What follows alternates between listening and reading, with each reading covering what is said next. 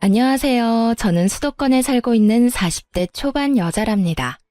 사람들이 보는 제 첫인상은 주로 날카롭다거나 찔러도 피 한 방울 안 나올 것처럼 독하다는 느낌이래요.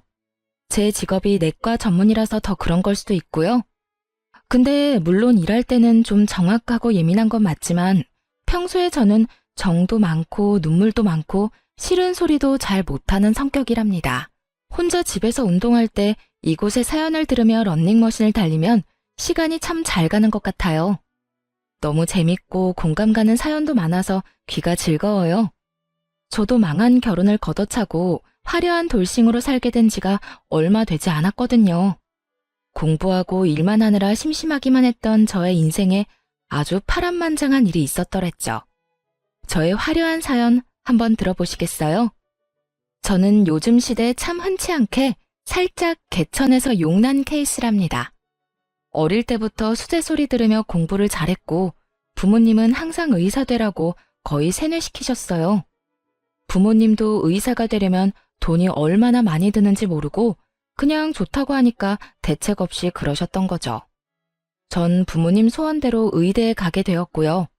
고등학교 때까진 그냥저냥 부침없이 평범하게 살았던 부모님과 저는 등록금 마련하느라 진짜 엄청 힘들게 살았어요. 아버지도 퇴근하시고 대리기사 하시고 전업주부였던 엄마도 알바를 2개나 하셨고요. 저도 공부하느라 너무 힘들었지만 일주일에 과외를 3개나 하면서 진짜 힘들게 공부했네요. 그래서 다행히 의대를 졸업하고 전문의 과정도 무사히 끝낼 수 있었죠.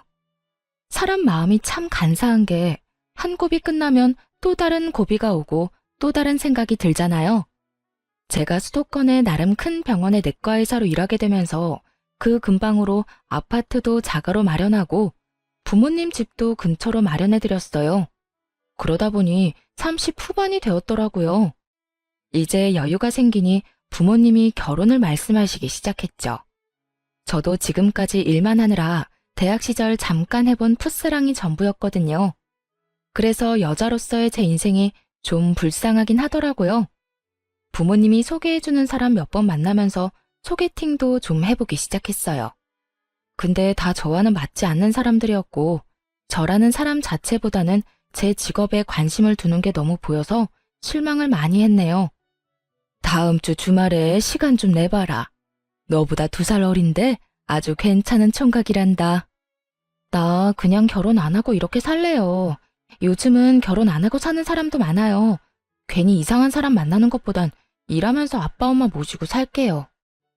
예, 쓸데없는 소리 하지 마라. 너 돈 잘 버는 게 우리한테 효도하는 것 같아? 좋은 남자 만나서 손주 안겨주고 행복하게 사는 모습 보여주는 게 우리한테는 더 효도하는 거야. 아니 그럼 의사 되라고 닥달하지 말고 시집이나 일찍 보내지 그랬어요. 지금 나이가 40이 다 돼가는데 괜찮은 남자가 있냐고요. 그러게 의대 다닐 때 동기 하나 좀 물어서 결혼하라니까. 그거 하나 못해서는. 다른 의사들은 다 결혼해서 잘 살던데 너만 바쁘니? 잔소리 말고 주말에 나가봐. 알았어? 어릴 때부터 저에게 좀 강요하는 부모님이 너무 답답하고 싫었던 적도 많았어요. 이 나이에도 부모님이 결정하는 대로 살아야 되나 싶어 반항하고 싶은 마음이 들었죠. 일단 그렇게 주말에 기대 없이 나가봤는데요. 지금껏 만난 남자들보단 키도 크고 늘씬한 게 훈남이더라고요. 배불뚝이나 대머리 아니면 키가 저보다 작은 남자들만 보다가 호감형인 남자를 보니 처음부터 제가 좀 마음이 열렸었나 봐요. 제약회사 영업직 대리답게 서글서글하게 말도 참 잘하고 데이트도 부드럽게 리드를 잘해주더라고요. 나보다 누난데 왜 이렇게 귀엽지? 그냥 내가 확 데리고 살까? 진짜 여자 많이 만나봤죠? 어쩜 그런 말을 그렇게 능글맞게 잘도 해요?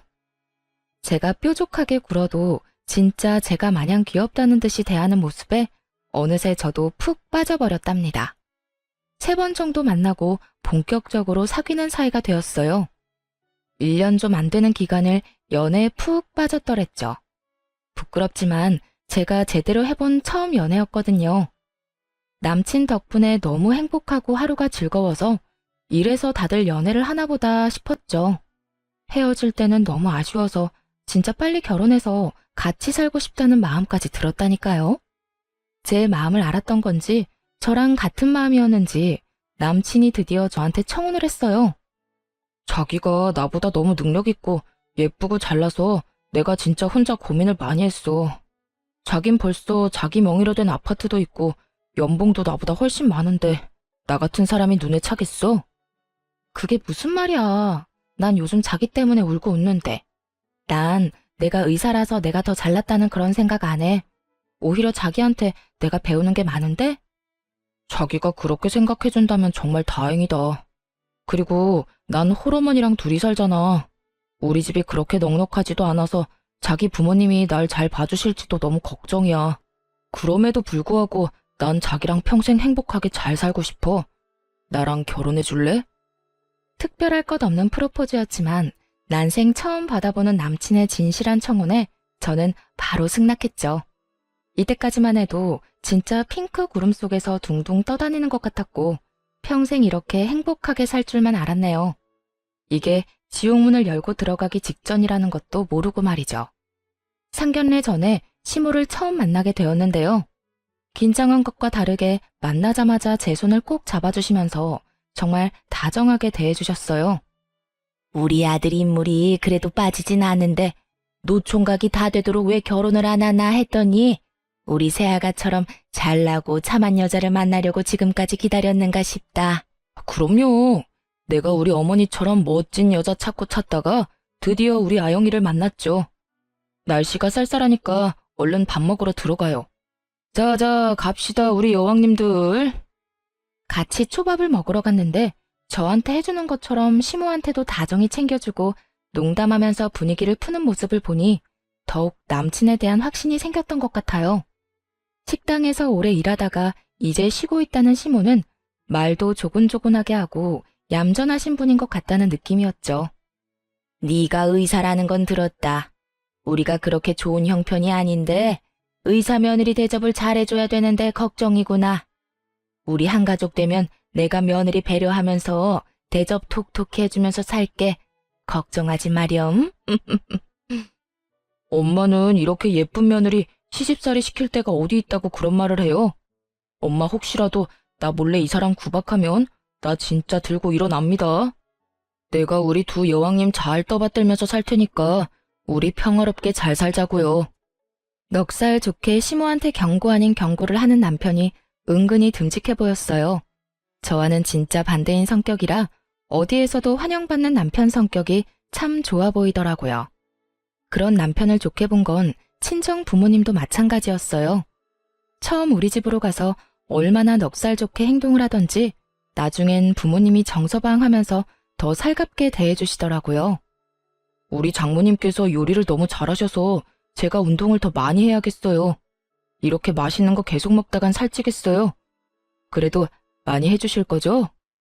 아휴, 그럼 먹고 싶은 거 말만 하게. 어째 우리 딸이 남자 같고 자네가 더 곰살 맞은 딸 같은 생각이 들어. 이렇게 둘이 보니 참 잘 만났다 싶어. 제가 우리 아영 씨보다 많이 부족한데도 예쁘게 봐주셔서 감사합니다. 아버님, 어머님 잘 모시고 앞으로 잘 살겠습니다. 저를 이렇게 받아주셔서 감사합니다. 어쩜 말도 저렇게 예쁘게 하는지 몰라. 얼굴도 훤칠해서 아니 무슨 요즘 유행하는 젊은 트로트 가수 보는 것 같아. 내가 아주 우리 사위 팬 되겠어. 그렇게 양가의 축복을 받으면서 꽤 성대하게 결혼식도 올렸어요. 신혼집은 제가 살던 아파트에서 그냥 시작하기로 했고 남편이 텔레비전을 큰 사이즈로 바꿔온 것 빼고는 있는 그대로 살았네요. 지금 일하는 병원 근처라 제가 출퇴근하기에 좋고 시모가 혼자 사는 아파트하고도 그렇게 멀진 않아서 시모도 뭐라고 불만을 말하진 않았네요. 그러다 시모가 제가 일하는 병원에 찾아오기 시작하면서 점점 짜증나는 일이 생기기 시작했어요. 처음에 진료실로 들어오는 시모를 보고 제가 얼마나 놀랐는지 몰라요. 어머, 여긴 어쩐 일이세요? 무슨 일이긴. 속이 더부룩하고 영 안 좋아서 진료받으려고 우리 며느리한테 왔지.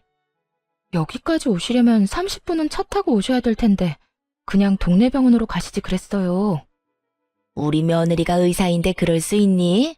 더 멀더라도 우리 세아가 얼굴 한번 보러 오는 게 좋지. 그리고 공짜잖아. 이 병원에 오면 진료비를 안 내도 된다고 생각을 하고 있는 것 같더라고요. 실제로도 종종 병원에 오면 직원들을 붙잡고 뭔 말을 해대고 못 살게 구는 것 같길래 수납 직원한테는 그냥 말하지 말고 보내라고 그랬어요. 그리고 제가 대신 결제했죠 뭐. 그렇게 한 달에 한두 번은 병원으로 오는데 말도 안 하고 와서 저는 항상 긴장된 마음으로 시모가 언제 오나 그런 생각까지 하고 지내야 했어요. 그것뿐만이 아니고 일부러 점심시간 직전에 와서 저를 기다리기 시작하더라고요. 이제 점심시간이지? 우리 오늘은 같이 점심 먹자. 우리 의사 며느리가 맛있는 것 좀 사줘. 아, 네. 여기 근처에 맛있는 식당 많은데 그럼 같이 가실래요? 뭐 드시고 싶어요? 아니. 내가 봐둔 데가 있어. 점심시간이 짧으니까 얼른 움직이자. 그렇게 시모한테 떠밀려 택시를 타고 도착한 곳은 병원에서 10분 정도 거리에 있는 백화점이었어요. 백화점 안에서도 꽤 가격 나가는 레스토랑으로 아주 당당하게 들어가길래 따라가 봤더니 이미 시모 친구 4명 정도가 앉아있더라고요. 시모가 아주 의기양양한 목소리로 말했죠. 자, 우리 의사 며느리 데려왔어. 어때? 얼굴도 예쁘고 아주 참하지? 아니, 얘들이 결혼식에 와서 봤으면서도 자꾸 못 믿겠다고 그래서 말이야. 진짜 의사인데 얼굴도 곱네. 반가워요. 오늘은 우리 며느리가 쏠 테니까 마음껏 먹고 싶은 것들 먹어. 내가 왕년의 최정란이가 아니야. 이제 의사 며느리 돈 최정란이라 이거야. 시모와 친구들 사이에서 엄청 불편하게 밥 대충 챙겨 먹고 거의 30만 원 나왔는데 아무 소리 못하고 결제해버렸죠. 이게 한 번뿐이면 제가 그러려니 하고 넘어갔을 거예요. 의사 며느리 자랑하고 싶어서 그러려니 하고 말이죠. 근데 이게 일주일에 한 번은 꼭 점심시간 맞춰서 연락이 오는데 점점 스트레스를 받기 시작했죠. 이제 점심시간이지? 나 여기 병원 앞 사거리에 소갈비집에 와 있거든. 그리로 점심 먹으러 오너라. 저 오늘은 점심 약속이 있어서 못 갈 것 같아요. 맛있게 드시고 가세요. 뭐? 못 오면 어떡하니? 내 친구들이랑 지금 같이 있단 말이야. 정 그러면 잠깐만 와서 계산 좀 해주고 가. 내 체면은 세워줘야지. 며느리 자랑 실컷 했는데 내가 뭐가 되니? 안 가면 병원까지 쫓아올 기세길래 어쩔 수 없이 식당으로 가야만 했어요. 너무 바쁘고 힘들어서 점심시간에 좀 쉬고 싶었는데 시모 때문에 너무 힘들더라고요. 제가 가니까 또 한바탕 시모의 자랑이 이어졌고요. 저는 남은 음식 깨작대며 먹으면서 왁자지껄하는 소리만 멍하게 듣고 있었네요. 우리 며느리가 여기 건강한 내과 전문이잖아. 내가 몸 안 좋을 때마다 가는데 얼마나 지극정성으로 잘해주는지 몰라. 앞으로 우리 며느리 봐서 저기 내과로 가. 어머, 나 그럼 지금 머리가 너무 아픈데 의사시니까 지금 나 진료 좀 봐줘요. 잠깐 맥 좀 짚어줘봐. 그래, 세아가. 여기서 잠깐 봐줘봐라. 제가 한의사도 아니고 무슨 맥을 짚어요. 진료 원하시면 병원에 직접 오셔서 받으셔야 되고요. 이런 데서 진료하는 건 불법이에요. 저 이제 진료 시간 다 돼서 이만 가볼게요. 갑자기 짜증이 몰려와서 더 있다가는 진짜 소리라도 지를 것 같더라고요. 그래서 시모가 실컷 먹은 밥값을 계산하고 밖으로 나와버렸죠. 시모가 저를 따라 나오더라고요. 어머니, 앞으로는 오기 전에 하루 전엔 연락 주고 오세요. 저도 일하는 사람인데 무슨 구멍가게 오시듯이 그렇게 자꾸 오시면 제가 다른 직원들 보기 민망해요. 그리고 점심시간에 오시는 것도 좀 자제해 주세요. 저 너무 바빠서 원래 점심시간에 밥 안 먹고 쉬어야 돼요. 근데 요즘 어머니 때문에 쉬질 못하니까 너무 힘드네요. 어머, 뭐? 네가 그렇게 말하니까 내가 너무 서운하다. 내가 뭐 돈 때문에 그러니? 친구들이 너 보고 싶다고 하고 나도 우리 잘난 며느리 자랑하고 싶어서 그런 거지. 시모가 풀 죽어서 말을 하니까 꼭 제가 나쁜 사람이 된 것 같은 기분이 들었어요. 남편한테도 몇 번이나 말을 해봤지만 그때마다 다른 말로 돌려서 대화를 끝내지 못한 적이 많아요. 이번엔 작정하고 말을 했어요. 자기가 어머님한테 말해준다며 오늘 또 친구들하고 병원 근처 고깃집에 오셨어. 점심시간에 나 부르는 것 때문에 얼마나 스트레스 받는지 알아? 엄마가 얼마나 자기를 자랑스러워하면 그러시겠어. 난 장모님이 우리 회사 오시면 엄청 반갑고 좋을 것 같은데. 자기는 이렇게 보면 좀 차가운 면이 많아. 무슨 말을 그렇게 해? 그렇게 수시로 찾아오셔도 나 앞에서는 싫은 소리 안 하고 밥 다 사드렸어. 이런 말 안 하려고 했는데 무슨 백화점 식당 아니면 갈비집 아니면 비싼 일식당만 가시고 금액이 얼마나 많이 나오는지 알아? 그럼 앞으로 어머니 찾아오면 당신이 돈 대신 내줘. 당신 연봉이 얼만데 그깟 밥값 가지고 그래. 알았어. 화내지 마. 주름 더 생겨. 내가 엄마한테 잘 말씀드려 볼 테니까. 요즘 따라 제 외모 가지고 자꾸 한 소리씩 하는 남편이 거슬리더라고요. 여기서 제 주름 얘기는 왜 나오나요? 이런 식으로 살짝 말을 바꾸거나 슬쩍 넘어가는데 도 같아서 제가 말싸움에서 이길 수가 없었어요. 남편이 말을 하긴 했는지 시모가 병원으로 찾아오는 날이 확 줄었어요. 저도 다시 일에 열중할 수 있었고 시모와 작은 마찰들이 있긴 했지만 그럭저럭 지나가다 보니 그렇게 2년 정도가 지났어요. 어느 날 시모가 대뜸 주말에 오라고 하길래 남편과 함께 가봤더니 앓는 소리를 해대더라고요. 내가 너랑 사이가 멀어질까봐 얘기는 안 했지만 요새 너무 나한테 소홀한 거 아니니? 네가 바쁜 건 알지만 그래도 며느리로서의 도리는 최소한 해야 되는 거 아니냔 말이야. 갑자기 그런 말씀하시니 당황스럽네요. 저는 그래도 못한 거 없다고 생각하는데요. 그렇게 생각한다는 자체가 틀렸다는 거야. 해도 부족하다고 생각해야 고부간의 사이가 돈독해지는 거 아니겠니?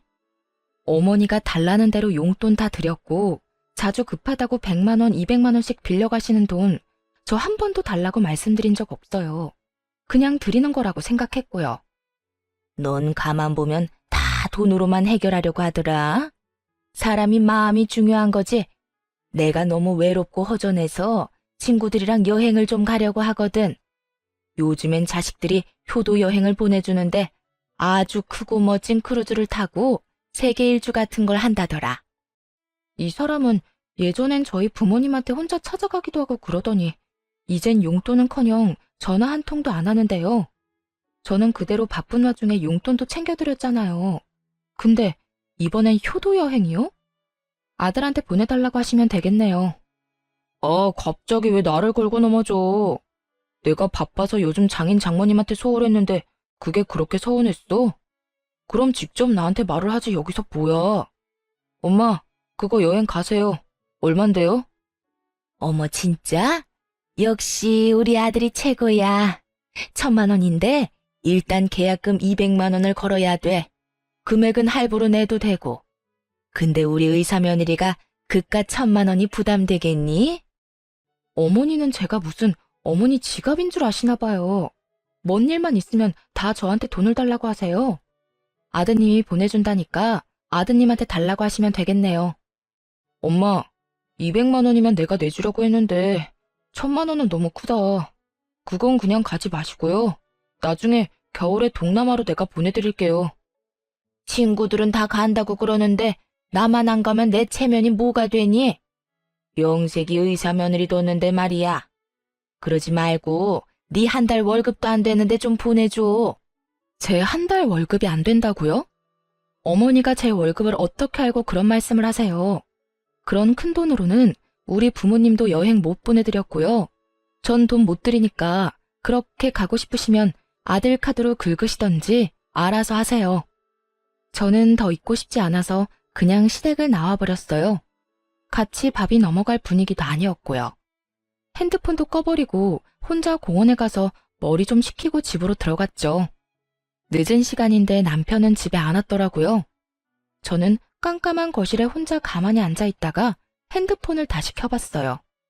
남편은 친구들을 만난다고 짧게 메시지를 보내놨더라고요. 그걸 보니 그냥 헛웃음만 나오더군요. 그리고 시모한테 전화가 많이 와 있더라고요. 호랑이도 제 말하면 온다고 또 바로 전화가 왔죠. 너 어디 시어머니가 말하는데 그렇게 집을 나가버리니? 네가 시어머니가 무서운 줄을 모르는 모양이구나. 내가 이번에 한번 보여줘. 왜 전화하신 건데요? 그 여행 때문에 그러세요? 제가 이미 싫다고 말씀드렸잖아요. 내 친구들은 며느리들 얼마나 시집살이 시키는 줄 아니? 넌 내가 너무 봐준 것 같구나. 이제부터라도 너도 며느리 노릇 톡톡히 해라. 다음 주부터 매주 일요일마다 우리 집에 와서 살림 배우고 청소도 좀 하고 해라. 일요일에 안 오기만 해봐. 알았어? 시모가 그렇게 잔뜩 으름장을 놓고 거칠게 전화를 끊어버리더라고요. 의사 며느리라고 그렇게 자랑하고 난리칠 때는 언제고 돈 안 주니까 바로 안면 바꾸는 시모를 보니 기가 차더라고요. 그냥 무시했는데 금요일 저녁부터 주말에 무조건 오라고 전화를 해대고 메시지를 계속 보내는 거예요. 그러거나 말거나 당연히 안 갔어요. 남편은 이미 새벽부터 무슨 테니스를 친다면서 나갔거든요. 혼자 침대에 누워서 쉬고 있는데 남편이 전화가 왔더라고요. 당신 우리 엄마한테 안 갔어? 일요일에 가기로 했다며. 나한테 전화하고 난리셔. 빨리 가봐. 내가 왜 가? 난 간다고 한 적 한 번도 없는데? 당신이 아들인데 왜 나한테 자꾸 그 비싼 여행을 보내달라고 하는 거야? 당신이 보내드려. 난 며느리로서 내 도리는 다 했다고 생각해. 효도는 셀프 몰라? 내가 1,000만 원짜리 여행 보내드릴 여유가 어딨어. 당신은 능력이 되잖아. 며느리로서 그 정도 해드릴 수 있잖아. 능력이 없으면 다른 걸로라도 최선을 다해야 되는 거 아닐까? 당신이 지금 남편 역할, 아들 역할 잘하고 있는지 한번 자신을 돌아봐. 난 2번 말하기 싫으니까 당신이 어머님한테 말씀드려. 저의 차가운 태도를 보고 남편이 금세 입을 다물더군요. 남편이 말을 한 건지 만 건지 시모는 정신 못 차리고 계속 오라고 난리를 쳤죠. 너 내 말 무시하니? 주말에 그렇게 오라는데 어떻게 한 번을 안 와? 너 진짜 안 되겠다. 너 오늘 저녁에 퇴근하고 당장 우리 집으로 와서 저녁해. 알았어? 내일도 안 오면 진짜 가만 안 있을 거야. 이제 진짜 별 어거지를 다 부리더라고요. 전 남편한테 전화해서 퇴근하고 시모한테 가보라고 했죠.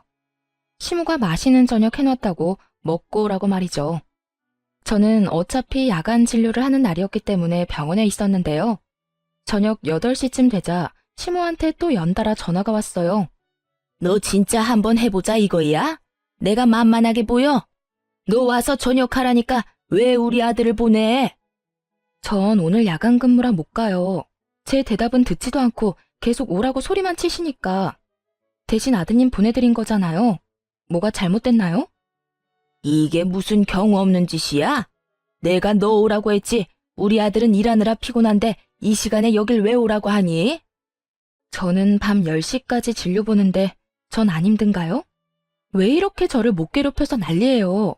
그 여행비 안 들여서 그러는 거예요? 그래, 나 그 여행 꼭 가야 된다. 다달이 용돈 더 주는 셈 치고 할부라도 해줘 그럼. 너무 지긋한 굴레에서 벗어나고 싶은 마음에 그깟 200만 원 바로 보내버리고 말자 싶었죠. 알았어요. 돈 드릴 테니까 저 그만 괴롭혀요. 일단 계약금 200만 원만 드릴게요. 진짜니? 역시 우리 며느리답다. 의사답게 화끈하고 통도 크구나. 고맙다. 아들은 내가 밥 먹여서 보낼 테니까 끝나고 집 가서 푹 쉬어라. 곧바로 시모의 계좌로 200만 원을 보내주니 바로 조용해지더라고요. 그래서 한 달 정도는 조용하게 지낼 수 있었죠. 슬슬 또 시모가 연락을 자주 하면서 집으로 오라고 하더군요. 그래서 평일 저녁에 남편 없이 저 혼자 갔는데 글쎄 시모가 가자마자 과일이며 빵이며 이것저것 먹으라며 챙겨주는 척을 하더니 본론을 꺼내더군요. 근데 벌써 한 달이 지났는데 왜 여행 갈 돈을 안 주니? 800만 원 다 못 주면 200이라도 줘라. 내가 여행사에는 다달이 준다고 말해놨다. 800만 원 한꺼번에 주면 더 좋고. 200만 원 계약금 드렸잖아요. 나머지도 다 아들한테 달라고 하세요.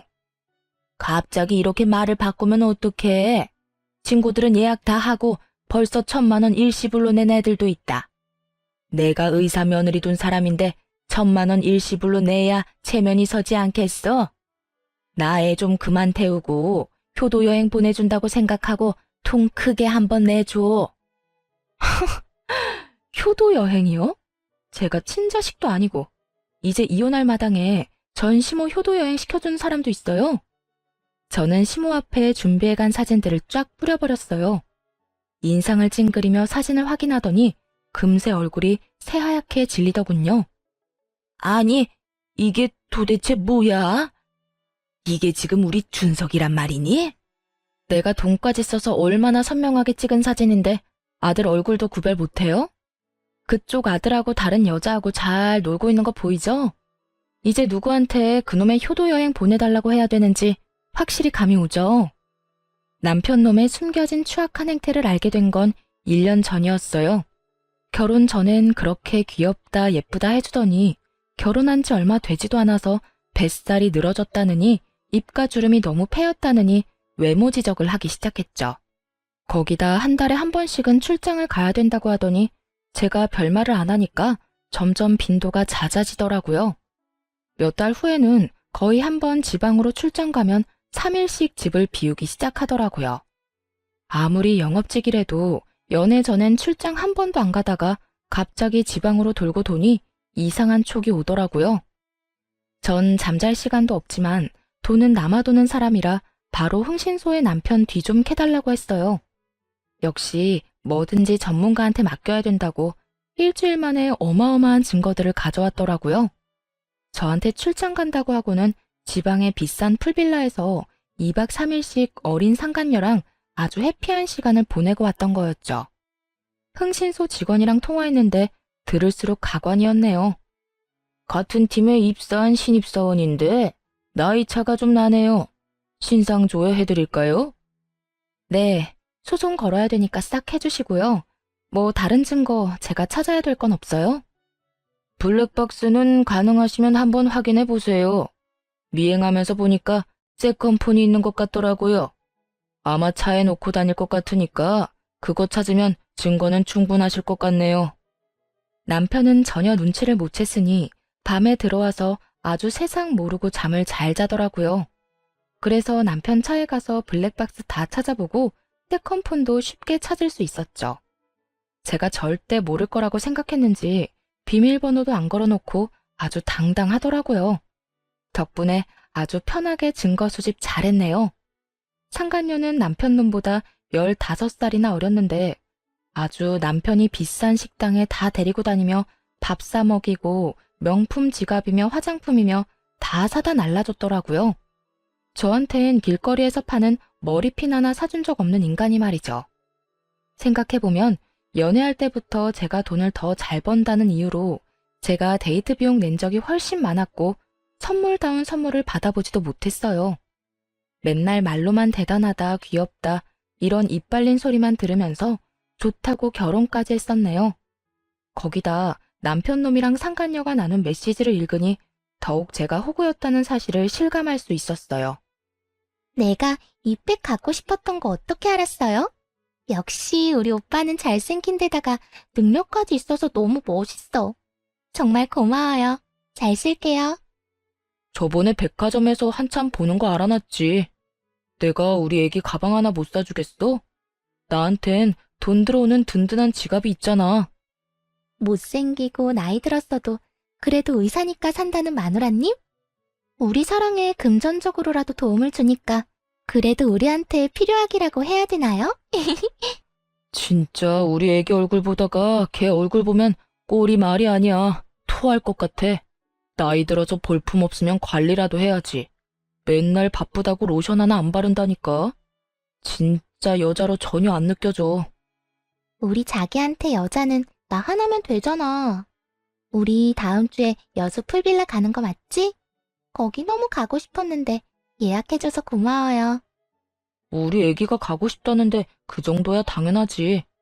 우리 다음엔 휴가 날짜 맞춰서 하와이 한번 갈까? 내가 마누라 전에 자기를 일찍 만났어야 되는데 진짜 집에 들어가기도 싫다. 남편의 추악한 진심을 알게 된 그날, 저는 제 차 안에서 가슴을 치며 통곡했어요. 저는 늦게 한 결혼인 만큼 나름대로 최선을 다했고 남편이 집안일 한 번을 안 도와줘도 잔소리 한 번 안 하고 참고 살았어요. 서운한 부분이 있어도 괜히 남편이 나 때문에 자격지심 생겨서 그런 걸까봐 혼자 전전긍긍하기도 했고 말이죠. 근데 상간녀한테 말하는 저에 대한 본심을 확인하니 저 혼자 노력했던 결혼 생활이 다시 머릿속에서 지나가며 마치 퍼즐이 맞춰지듯이 저 혼자 남편을 사랑했었다는 것을, 남편은 저를 그냥 인생의 보험으로 봤을 뿐이라는 것을 알게 됐어요. 저는 이를 악물고 남편한테 제대로 복수해주기로 결심했어요. 그래서 지난 1년간 남편의 외도를 전혀 모르는 척하면서 출장 간다고 하면 오히려 흔쾌히 보내줬죠. 그리고 남편 놈을 한 방에 보내버릴 증거들을 꾸준히 모아왔어요. 제가 던져준 사진들을 확인한 시모는 오히려 안면을 확 바꿔서 뻔뻔하게 굴더라고요. 뭐 이런 사진 가지고 지금 뭘 할 수 있니? 직장 동료랑도 야유회인가 뭐 그런 걸로 갈 수도 있는 거고 사진도 뭐 별거 없구만. 내가 갖고 있는 게 그게 다일 것 같아요? 맛보기용으로 가장 약한 걸로 보여준 건데요. 소송 들어가면 제대로 다 보여줄게요. 뭐? 소송? 너 진짜 우리 아들이랑 이혼이라도 할 거란 말이니? 너도 이제 금방 50인데 네가 우리 아들 같은 남자 또 만날 수 있을 것 같아? 남자 바람은 말 그대로 스쳐 지나가는 바람일 뿐이야. 남자들은 호기심이 있어서 한 번씩은 다 바람 핀다더라. 그러니까 그냥 한 번만 이해하고 넘어가 줘라. 남편이라고 아무 도움도 안 되는 인간, 내가 뭐하러 데리고 살아요. 도움 안 될 거면 차라리 나도 더 어리고 잘생긴 남자 데려다가 즐기고 사는 게 낫겠네요. 당신 아들이 뭐 잘난 게 있어요? 그 나이에 그 쥐꼬리 같은 월급 받는 주제에 어린 여자랑 바람을 피는데 말이죠. 그 못난 인간이 바람 필 때도 지 마누라가 의사란 걸로 여자를 꼬시더라 이 말이에요. 진짜 찌질하지 않아요? 니네 부부 문제는 니네가 알아서 하고 일단 여행 갈 돈만 좀 줘. 정 안 되면 빌려주면 내가 다달이 갚을게. 지금 내 친구들 다 간다는데 나만 못 간다고 그러면 얼마나 뒤에서 말이 나오겠니? 지금 이 마당에 그놈의 여행이 중요해요? 어차피 계약금 200만 원도 당신 아들 돈이었으니까 나머지도 아들한테 받아내요. 그 돈이 우리 준석이 돈이라고? 그렇게 돈 잘 버는 네가 줘야지 어떻게 우리 아들이 돈을 냈어? 이혼한다는 말보다 계약금이 제 주머니에서 나온 돈이 아니었다는 게 시모한테는 더 충격인 모양이었죠. 아주 개거품을 물면서 흥분을 하더군요. 그 꼴이 얼마나 웃기던지 사실대로 다 말해줬어요. 증거 수집이 다 됐다 싶었을 때 친정 부모님께 찾아가서 다 말씀드렸어요. 워낙 남편 놈을 좋게 보셨던 두 분이라 한참 동안 충격으로 말씀이 없으셨답니다. 세상에 믿을 놈 하나 없다더니 우리 앞에서는 그렇게 살갑게 대해놓고 뒤로는 그런 몹쓸 짓을 하다니. 이혼은 당연하고 이 땅에서 발 딛고 못 살게 만들어버려라. 그놈이 명절하고 어버이날에 50만 원씩 줬어. 우리야 너한테 용돈을 넉넉히 받으니 고마운 마음으로 쓰지 않고 모아두고 있었거든. 그거 홀랑 안 써버리길 얼마나 잘했니? 이거 네가 가져가서 돌려주든 어떻게 해버려라. 어머니가 돈이 든 봉투를 저한테 건네주시더라고요. 그 돈이 바로 시모한테 줬던 계약금 200만 원이었거든요. 며느리 돈을 더 쓰지 못한 게 억울했는지 시모가 얼굴을 일그러뜨리면서 울기 시작했어요. 아이고, 며느리라는 게 시애미를 감쪽같이 속이고 우리 아들 돈으로 계약금을 내? 어쩜 이렇게 못됐을까? 며느리 하나 잘못 들여서 집안 꼴 잘 돌아간다. 네가 이따위로 구니까 우리 아들이 너한테 질려서 더 어린애한테 마음이 간 거 아니냐? 엄마가 생각하는 게 이따위니까 아들도 그따위로 사는 거 아니에요? 내 돈 못 쓴 게 그렇게 억울해요? 난 당신 아들한테 철저히 속았는데. 당신들한테 쓴 내 돈이며 내 시간은 어떻게 보상할 건데. 그때였어요. 우당탕탕 문이 열리면서 남편 놈이 뛰어들어왔죠. 급하게 달려왔는지 평소와는 다르게 머리도 다 헝클어지고 양복 셔츠도 삐져나온 모습으로 제 앞에 바로 납작 무릎을 꿇더라고요. 여보, 진짜 다 오해야. 그냥 출장을 같이 몇 번 가다 보니까 당신이 오해를 한 것 같은데 절대 그런 사이 아니야. 걔가 나보다 몇 살이 어린데 그런 애송이랑 말도 안 되는 소리야. 그러게, 그렇게 어린 년이랑 정신 연령이 똑같아서 그런가 아주 잘 맞더라. 내가 사진만 몇 장 올려주니까 증거가 그게 다인 줄 알아? 네 놈들이 나눈 메시지도 한가득이야. 애기야 하면서 난리가 났던데 그래도 아니라고 잡아뗄래? 여보, 내가 진짜 잘못했어. 걔가 자꾸 나한테 들러붙어서 내가 잠깐 돌았었나 봐. 걔는 나한테 진짜 아무것도 아니었어. 바로 정리할게. 나한테 먼저 말했으면 내가 다 설명했을 텐데 그걸 회사 게시판에 올리면 어떡해. 일이 지금 너무 커졌어. 역시 이 상황에서도 너는 너만 생각하는구나. 너 때문에 상처받고 이악 물면서 1년을 버틴 나는 보이지도 않지? 뭐? 늙어서 옆에 가기도 싫고 의사만 아니었으면 결혼도 안 했을 거라고? 차라리 나한테 직업, 의사면 돈 많이 벌겠다고 대놓고 말하던 남자들이 너처럼 본심 숨기고 쇼하는 놈보단 100배, 1000배 낫다. 이 독사 같은 놈아. 여보, 진짜 오해야. 난 정말 당신만 사랑한다고. 그 어린애한테 분위기에 취해서 뭔 말을 못해. 우리는 인생의 한 팀이고 서로 도와가면서 살아야 되는 가족이잖아. 감정적으로 하지 말고 이성적으로 해결해야 되지 않을까? 우선 회사 게시판에 올린 그 게시물 좀 지워줘. 인사팀에다 지워달라고 해도 본인만 지울 수 있다고 손 놓고 있다니까. 나쁜 놈들이. 뻔뻔하게 신입사원이랑 바람까지 피워놓고 불이익은 당하기 싫어? 나쁜 짓을 했으면 벌 받는 거 당연한 거 아니야? 이 무례한 같은 인간아. 개인적인 일인데 이걸로 잘린다는 게 말이 돼? 회사 내규 들먹이면서 나한테 권고사직까지 말하는데 이거는 팀장 자식이 이 기회로 나 자르려는 거라고. 당신은 우리 회사 어떻게 돌아가는지 모르잖아. 일단 그 게시물만 지워줘. 지금 그 회사 잘리면 이 나이에 어딜 가겠어. 당신도 남편이 백수 되면 좋을 거 없잖아. 너랑 이혼하는 마당에 네가 백수가 되든 거지가 되든 내가 알 바 아니지. 안 그래? 남편이 갑자기 눈에 쌍심지를 켜고 벌떡 일어나서 저를 째려보더라고요. 뭐? 이혼? 누구 마음대로 이혼을 해? 이 정도 지나가는 바람 가지고 일 커지게 만들어서 회사까지 잘리게 하면 당신도 유책 배우자 되는 거야.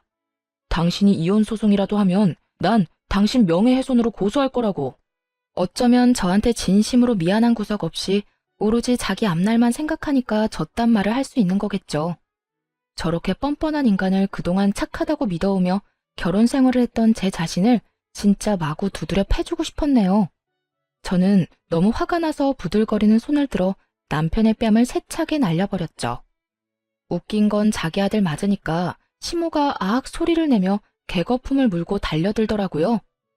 아무리 그래도 남편을 때리는 마누라가 어딨어? 요즘 애들은 남편을 아주 지발 아래로 봐. 너도 한 대 맞아봐. 맞아봐. 시모가 개거품을 물며 저한테 달려들더라고요. 제가 옆으로 슬쩍 비켜섰더니 시모가 그대로 앞으로 고꾸라져 넘어졌어요. 휙 고개를 돌려서 저를 노려보더니 통곡을 하면서 울기 시작했어요. 아이고, 이제 며느리가 시어미한테도 폭력을 쓰네. 아이고, 며느리 하나 잘못 들어와서 집안이 아주 풍비박산이 났구나. 아이고. 그러면서 졸도하듯이 뒤로 혼자 넘어가더라고요. 놀란 남편놈이 달려가서 시모 붙잡고 엄마 하면서 같이 울기 시작했어요. 참나, 아무것도 모르는 사람들이 보면 무슨 눈물 없이는 못 보는 드라마 찍는 줄 알겠네요. 저는 기가 막혀서 그 모습을 일단 지켜보고 있었어요. 당신 진짜 이렇게까지 해야 돼? 나랑 먼저 얘기했으면 이렇게까지는 상황이 안 됐을 거야. 우리 엄마한테까지 와서 이렇게 헤집어놓으면 나이 드신 엄마가 견디실 수 있겠어? 진짜 너무하다. 누가 누구한테 너무하다고 하는 건지 어이가 없네. 그리고 니네 엄마가 나한테 돈 달라고 부른 거야. 내가 이 집구석에 찾아온 게 아니고. 난 더 이상 너희 모자 얼굴 보고 싶지도 않으니까 빨리 여기다 도장 찍어. 이게 내가 너한테 주는 마지막 배려야. 남편은 제가 건넨 종이를 보더니 흠칫 놀라더군요. 그러더니 종이를 팍 던져버리는 게 아니겠어요? 이혼 합의서? 이런 것까지 준비해오고 아주 작정했구나. 자기야, 난 절대 이혼 못해. 내가 평생 속죄하면서 자기 말만 잘 들으면서 살게. 제발 한 번만 넘어가줘. 부탁이야. 나 1년 동안 네가 바람피는 증거 모았어. 이혼 소송 들어가면 나는 비싼 수임료 내고 최선을 다해서 소송 준비할 건데 너 나 이길 수 있어? 그 나이에 돈 1,000만 원도 없는 데다 백수될 주제에? 난 이미 변호사 상담까지 다 끝났고 네가 합의 이혼 싫다고 하면 전화 한 통하면 바로 소송 시작할 수 있어. 위자료 2천 이상은 청구할 건데 네가 일시불로 줄 능력이나 있냐고. 제가 따박따박 맞는 말만 하자 남편은 모든 걸 체념한 듯이 고개를 푹 숙이더라고요. 머릿속에서 아주 오만 가지 생각을 하면서 좋지도 않은 머리를 굴리고 있는 게 훤히 보이더라고요. 능력도 없는 주제에 그동안 나 믿고 월급 펑펑 써대고 돈 한 푼 안 모은 게 이제야 후회가 좀 되겠네? 너도 참 바보 같다. 내 비위 적당히 맞추면서 살았으면 늙어서까지 의사 마누라 옆에 두고 분수에 안 맞는 호강했을 텐데 말이야. 다 네 잘못이니까 평생 찢어지게 가난하게 살면서 네 좋았던 시절 떠올리며 살아봐. 난 진짜 당신이랑 헤어지면 못 살아. 내가 어떻게 하면 용서해 줄 거야? 난 절대 이렇게 못 끝내, 여보. 너랑 더 이상 말싸움하기도 싫어. 1분 안에 결정해. 지금 도장 찍고 죽은 듯이 조용히 살 건지 아니면 한번 이혼 소송 제대로 해볼 건지. 제가 이혼 합의서를 뺏어갈 제스처를 취하자 비굴하게도 종이를 휙 잡더라고요. 그러더니 한숨을 푹푹 쉬면서 시모 집에 있던 도장을 찾아서 결국 찍더라고요. 저는 서류를 휙 뺏어서 그 집구석을 나와버렸어요. 차마 제 앞에서는 못하다가 제가 나가니까 뒤에서 아악하고 소리를 지르고 뭘 깨부수는 소리가 나더라고요. 집에 가자마자 남편 짐 그대로 상자에 다 쓸어 담고 다음날 아침 이삿짐 센터 차 불러서 한 번에 시모 집으로 다 보내버렸어요. 근데 웃긴 건 남편 놈 짐은 다 시모 집으로 갔는데 시모는 제 집으로 찾아왔다는 거죠. 타이밍도 참 기막히게 사람들이 상자를 갖고 나갈 때 시모가 도착해서 현관문이 활짝 열린 상태였어요. 시모가 얼른 집으로 들어와서 제 앞에 무릎을 꿇고는 손을 싹싹 빌기 시작했죠. 예, 너 나가고 내가 준석이 엄청 혼냈다. 내가 이렇게 빌 테니까 제발 이혼만은 하지 말거라. 그 여행 가는 것도 돈 안 줘도 되고 나 그 여행 안 가도 된다. 너만 이혼 안 한다고 하면 내가 앞으로 너한테 용돈 달라고 하지도 않으마. 응? 뒤에서 내 욕하면서 어린애랑 놀아난 남자 받아줘가며 살 만큼 내가 착하지가 않아요. 그 나이 어린 새 며느리 될 여자한테 그놈의 잘난 효도 여행 보내달라고 해요. 시모가 계속 주저앉아서 울기만 하고 나갈 기미가 안 보여서 결국 시모를 일으켜서 밖으로 밀어내야만 했었죠. 시모는 어떻게든 밖으로 안 밀려나려고 문을 팔로 잡고 버티더라고요. 계속 이런 식으로 나오면 이혼 소송으로 가는 수밖에 없어요. 한번 지저분하게 끌고 가볼까요? 그쪽 아들 앞길 생각한다면 다신 이렇게 찾아오지 말아요. 병원이든 집이든 찾아오면 바로 경찰에 신고할 거니까. 그동안 가족으로 지낸 세월을 생각해서라도 다시 한 번만 생각해줘. 우리 아들 한 번만 봐줘. 나를 진짜 가족이라고 생각했을지 모르겠네요. 그동안 나를 며느리가 아니라 아줌마 돈주머니로 생각한 거 아니고요. 아줌마 아들도 못해준 걸 왜 며느리한테 공짜 대접을 그렇게 받으려는지 이해가 안 갔지만 그래도 가족이니까 좋은 마음으로 해줬던 거예요. 그런 내 마음을 이용하고 기만한 건 아줌마랑 아줌마 아들이고. 그렇게까지 말했는데도 아직도 저를 우습게 보는 건지 시모는 움직일 기미가 없더라고요. 집에 들어가서 바로 경찰을 불렀습니다. 제 집 앞에서 한참 쭈그려 앉아 있다가 경찰이 오니까 그제야 꺼이꺼이 울면서 경찰 따라가더라고요. 남편 놈이 집에 와서 비련의 남주인공처럼 울고불고 난리친 건 뭐 말할 필요도 없겠네요. 거의 수십 번 와서 그 짓을 하더군요. 저는 바로 집도 전세 내놓고 다른 아파트 구해서 이사 갔어요. 아참, 병원도 결국 관뒀어요. 그래서 다행히 병원에서 남편이 난리치는 꼴은 보지 않았고요. 마음 같아서는 상간녀 소송하고 이혼 소송에서 2천만 원이라도 악착같이 받아낼까 싶었는데요. 나이 40 넘어서 그런 쓸데없는 일에 에너지 쏟고 싶지 않더라고요. 그깟 돈으로 그 인간들과 계속 얽혀있기도 싫었고요. 만약 재산 분할이라도 하게 되면 그 인간 재산은 한 푼도 없고 제 재산만 잡힐 텐데 그냥 그 인간한테 땡전 한 푼도 안 두고 깔끔하게 시간 낭비 안 하고 끝낸 게 더 낫다 싶어요. 지네들 분수도 모르고 황금오리 배 가르듯이 의사 며느리 지갑 탈탈 털어먹으려다가 아들 반품당하고 지인들한테 쪽팔림과 무시당할 시모 생각하면 나름 통쾌하네요. 이 사연 들으시는 시어머니들이 있다면 다들 한 번씩은 생각해 보시기를 바래요. 왜 평생 아들한테 받아본 적 없는 효도를 며느리한테 받으려고 하는지 말이죠. 자기 아들이 귀하면 며느리는 자기 집에서 더 귀한 딸이라는 생각을 한 번이라도 더 해줬으면 좋겠네요. 저는 신도시에 제 개인 병원을 시작하려고 요즘 직원들도 뽑고 병원 자리도 알아보고 다녀서 너무 바쁜 나날을 보내고 있답니다. 몸이 10개라도 모자라서 당연히 전 남편 놈은 생각도 안 나고요. 이대로 열심히 일하면서 남의 부모한테 대리효도 따위는 그만두고 친정 부모님 모시고 잘 살아보려고 해요. 지금까지 제 이야기를 들어주신 모든 분 감사드리고 건강하셨으면 좋겠습니다.